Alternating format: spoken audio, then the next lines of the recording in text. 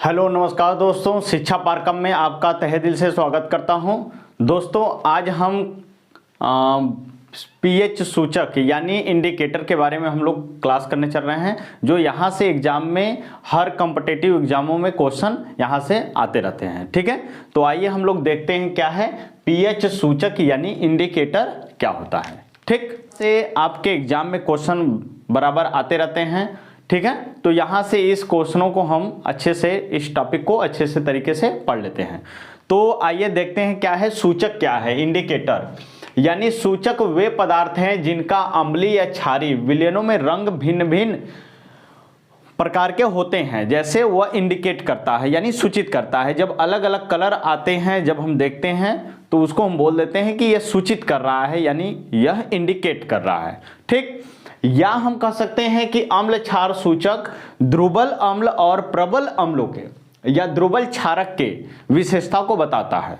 ठीक है, या आप कह सकते हैं सूचक के बारे में कि सूचक वह पदार्थ हैं यानी जो सूचित कर रहा है कि जो अम्लीय व क्षारीय विलयनों को अच्छे तरीके से बताता है कि वह कितनी स्केल पर जाने के बाद वह कितना अम्लीय होगा, वह कितना क्षारीय होगा, इस तरीके के क्वेश्चन को बताता है।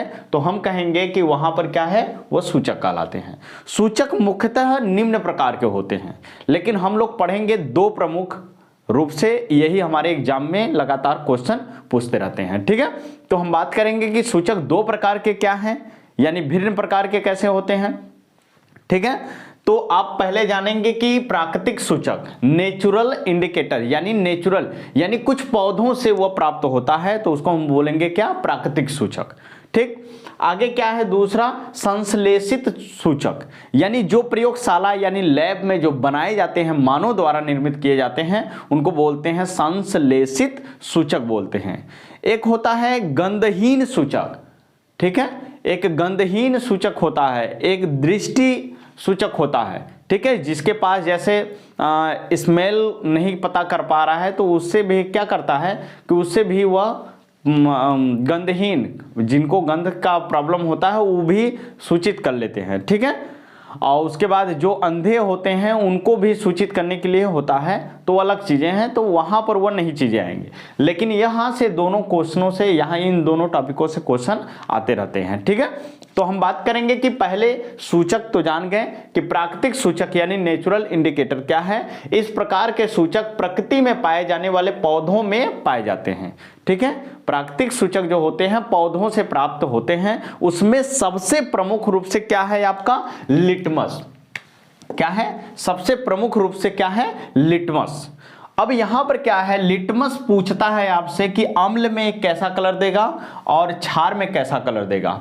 तो अम्ल में जो होता है लाल कलर होता है, क्षार में नीला कलर होता है। लेकिन वास्तव में क्वेश्चन ऐसे पूछा जाता है कि कौन सा, किस कलर के लिटमस पत्र को अम्ल में डालेंगे तो वह कलर लाल देगा। ठीक है, तो यहां पर आप याद रखिएगा कि हम लिखे हैं अनील। क्या है इसका ट्रिक, क्या है, अनील यानी अम्ल में नीला लिटमस पत्र डालेंगे तो कैसा कलर देगा, लाल कलर देगा। यानी अम्ल में नीला लिटमस पत्र को डालेंगे तो वह कैसा कलर देगा, लाल कलर देगा। इसलिए हम इसको बोलेंगे कि यह लिटमस पत्र जो होता है अम्ल में कैसा कलर होता है, लाल कलर देता है। ठीक है, ये अभी आपको याद रहेगा कि अम्ल में नीला लिटमस पत्र डालते हैं तो लाल कलर देगा। आपसे पूछेगा हमेशा कि लाल लिटमस पत्र डालेंगे क्षार में या अम्ल में तो कैसा कलर देगा, इस तरीके से पूछेगा आपसे। तो हमेशा याद रखिएगा कि अम्ल में नीला लिटमस पत्र डालने से वह कैसा कलर देगा, लाल कलर देगा। ठीक है, आगे हम बात करेंगे क्षार में क्या होता है। क्षार में यानी इसको हम बनाए हैं क्या, छलनी। यानी क्षार जो होता है, क्षार में लाल लिटमस पत्र डालेंगे तो यह कलर कैसा देगा, नीला कलर देगा। क्षार में लाल लिटमस पत्र डालेंगे तो नीला कलर देगा। ठीक, यहां से आपको यह चीजें पता होनी चाहिए। ठीक, आगे संश्लेषित जो सूचक है, इससे क्या होता है, यानी सिंथेटिक इंडिकेटर जो होता है यह वास्तव में फिनोल्फथलीन और मेथिल ऑरेंज, यहां से दो आते हैं। यहां से लिटमस केवल एक आता है। ठीक, और यहाँ पर हो जाता है फिनाल्फिन और जो है मेथिल ऑरेंज। यहाँ से आपसे क्वेश्चन पूछेगा तब क्या जवाब देंगे, यानी यहाँ से आपसे क्वेश्चन आएगा कि अम्ल में जब हम फिनाल्फिन को जब डालेंगे तो कैसा कलर देगा, तो रंगहीन देगा। कैसा कलर रहेगा, अम्ल में फिनाल्फिन का कैसा कलर रहेगा, रंगहीन रहेगा, कोई कलर नहीं रहेगा। ठीक, अब हम करेंगे क्षार में कैसा कलर देगा फिनाल्फिन, गुलाबी कलर देता है। फिनाल्फिन जो होता है क्षार में गुलाबी और अम्ल में रंगहीन, और उदासीन जब होता है तो कैसा कलर होता है, रंगहीन ही होता है।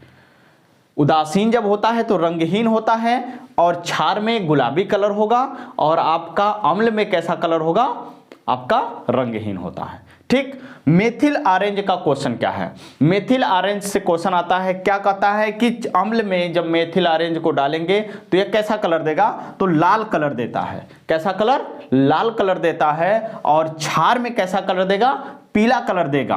क्षार में कैसा कलर, मेथिल ऑरेंज क्षार में पीला कलर और अम्ल में लाल कलर देता है। और उदासीन में मेथिल ऑरेंज का कैसा कलर होता है, ऑरेंज कलर का होता है।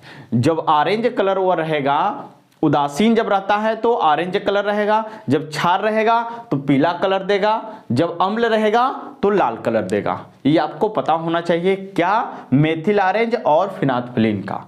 ठीक, आप इसको अच्छे तरीके से स्क्रीनशॉट ले लीजिएगा और आप अपने से अच्छे तरीके से इसको लिखकर याद कर लीजिएगा, या आपके एग्जाम में जरूर पूछे जाते हैं क्वेश्चन, इसलिए यह टॉपिक को हम बनाए हैं। आप अच्छे तरीके से इसको देख लीजिए, आपके एग्जाम के लिए महत्वपूर्ण टॉपिक है। ठीक, आगे हम बात करेंगे पीएच परिसर क्या है।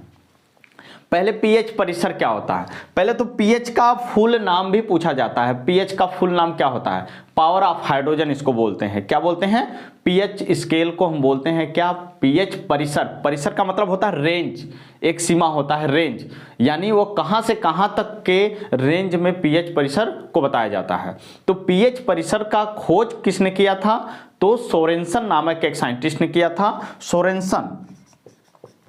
सोरेनसन नामक साइंटिस्ट ने किया था 1909 ईस्वी में। सोरेनसन नामक साइंटिस्ट ने बताया था पीएच परिसर को, और यह 0 से 14 तक के अंकों में पीएच परिसर को मापा जाता है। ठीक, पीएच का फुल नाम तो बता दिए, पावर ऑफ हाइड्रोजन बोला जाता है। ठीक, इसको हम बात करते हैं। किसी अम्ल क्षारक सूचक के रंग में परिवर्तन किसी निश्चित पीएच पर न होकर एक निश्चित सीमा में होता है जिसे पीएच परिसर कहते हैं। वही बोल रहे हैं, जैसे 0 से 14 तक के वह सीमा में वह होता है जिसमें अलग अलग रंग बताता है, सूचित करता है, इसलिए हम उसको बोलते हैं पीएच परिसर। अब यहां से हम बात करेंगे 0 से 14 तक के अंक होते हैं। यहां पर 1 2 3 4 5 6 7, यहां पर 8 9 10 11 12 13 14, यहां पर यह इस तरीके से परिसर होता है। ठीक है, तो यहां पर इंडिकेट करता है कि 0 से 7 तक के जितने भी नीचे होते हैं, यानी 7 से नीचे जितने भी होते हैं, वह बताता है आपको अम्लीय विलयन को। क्या बताता है, अम्लीय विलयन को सूचित करता है। अब वही 7 से 14 के बीच में आप चले जाएंगे तो आपको वह सूचित करेगा क्या, क्षारीय विलयन को। तो यहां से क्वेश्चन आता है कि अम्लीय विलयन सबसे ज्यादा किस पीएच मान पर होगा और क्षारीय सबसे ज्यादा किस पीएच मान पर होगा। तो यहां पर 7 से जब आप ऊपर की तरफ जाएंगे, यानी 14 की तरफ जाएंगे, तो क्षारीय उसका गुण क्या है, बढ़ता है। 7 से 14 की तरफ क्षारीय गुण उसका बढ़ता, उतने ही ज्यादा क्षारीय होगा।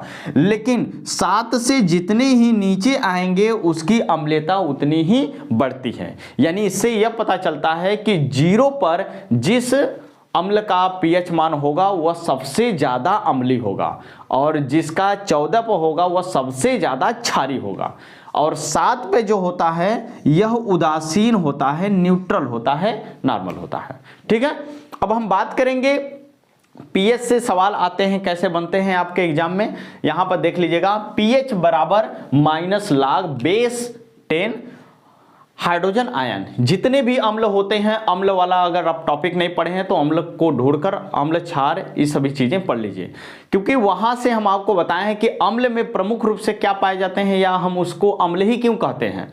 अम्ल में हाइड्रोजन आयन की उपस्थिति होती है, जब वह जल में घुलते हैं तो हाइड्रोजन आयन में टूटते हैं, ठीक। इसीलिए हम उसका अम्ल के रूप में लिए पीएच निकालने के लिए, तो हाइड्रोजन आयन की जिसमें सांद्रता होती है वह आपका अम्ल कहलाता है, और माइनस log बेस 10 यहां पर प्लस हाइड्रोजन आयन की सांद्रता, यह होता है पीएच बराबर। इस माइनस को हटाने के लिए हम इसको क्या कर देंगे, log बेस 10 यानी 1 हाइड्रोजन आयन की सांद्रता, तब यहां से आपका माइनस हट जाएगा और आपका पीएच यहां से निकल सकता है, ठीक। आगे हम बात करेंगे POH आयन। OH आयन की क्या बात है, यानी OH आयन जो होता है हाइड्रॉक्सिल आयन को बताता है, जो कि एक क्षार की विशेषता है। जो क्षार होते हैं उनको जल में डाला जाता है तो वह टूटते हैं OH आयन यानी हाइड्रॉक्सिल आयनों में टूट जाते हैं, तब उनको हम कहते हैं कि वह क्षार की विशेषता होती है। तो इसलिए क्षार अब आपको देगा तो कहेगा कि इसका आपको पीएच मान बताइए या हाइड्रॉक्सिल आयन बताइए, तब आप कैसे निकालेंगे, तो यहाँ माइनस log बेस 10 यहाँ पर क्या हो जाएगा, हाइड्रॉक्सिल आयन की सांद्रता, ठीक। इसी माइनस को हटाने के लिए माइनस हटा देते हैं तो log 10 बेस यहां पर 1 हाइड्रॉक्सिल आयन की सांद्रता, ठीक। अब यहां से OH आयन की सांद्रता तो निकल गई, लेकिन उसी क्षार का पूछेगा पीएच कितना होगा, तब आपको एक फार्मूला पता होना चाहिए। पीएच और हाइड्रॉक्सिल आयनों में संबंध क्या होता है, तो पीएच प्लस क्या होता है, POH का आयन बराबर इक्वल कितना के 14 के होता है। तो जब आप इसका मान निकालेंगे तो यहां भर देंगे और इस मान को उधर ले जाके घटा देंगे, आपको उस विलयन का पीएच मान पता चल जाएगा। या आपसे पूछेगा सांद्रता, हाइड्रोजन आयन की सांद्रता जब पूछेगा तब आप क्या कर सकते हैं कि पीएच मान निकालने के बाद आप यहां पर पीएच मान के जगह पर रखेंगे और इस अंक को उधर घटा देंगे, तो आपको पता चल जाएगा कि वह विलयन का क्षारीयता कितना है, ठीक है। तो आपको एक चीज और याद करना है, यहां पर सांद्र HCl का पीएच मान सबसे ज्यादा होता है, और होता कितना है, तो 0। अभी हम आपको बताए हैं कि जो 7 से नीचे की तरफ है यानी 0 पर, जिस विलयन का पीएच मान 0 पर होगा वही सबसे ज्यादा होता है, ठीक है। सांद्र यानी सांद्र HCl जो होता है, गाढ़ा, सांद्र का मतलब होता है गाढ़ा, गाढ़ा HCl जब है तो उसका पीएच मान 0 होता है और मैक्सिमम होता है, ठीक। इसलिए सबसे हार्ड अम्ल कौन होता है, HCl होता है, ठीक। तनु इसी का तनु ले लेंगे तो आपका 1 पॉइंट समथिंग कुछ आएगा, ठीक। यहां पर सांद्र हाइड्रॉक्साइड सोडियम कास्टिक सोडा इसको बोलते हैं, सांद्र कास्टिक सोडा यानी सोडियम हाइड्रॉक्साइड का पीएच मान कितना होता है, 14 होता है, ठीक। सबसे ज्यादा क्षार किसका होता है, तो सोडियम हाइड्रॉक्साइड का होता है, यानी कास्टिक सोडा का सबसे ज्यादा क्षार होता है। इसी का अगर तनु ले लेंगे तो 13 दशमलव समथिंग कुछ होता है, जो हम कहेंगे उसका तनु कास्टिक सोडा का क्षारीय विलयन कितना, पीएच मान कितना होता है, तो 14 से कम होता है, ठीक है। इस तरीके से आपके पीएच यानी सूचक के जो क्लास हैं ये आपको कुछ समझ में आए होंगे वीडियो, और यहाँ से आपको हमेशा क्वेश्चन लगातार बनते रहते हैं, इसलिए हम इस टॉपिक को लेकर आए हैं, आप अच्छे तरीके से इसको समझ गए होंगे, ठीक है। तो आप इसका स्क्रीनशॉट ले लीजिए, और इस वीडियो को देखने के लिए आपको धन्यवाद। जय हिंद।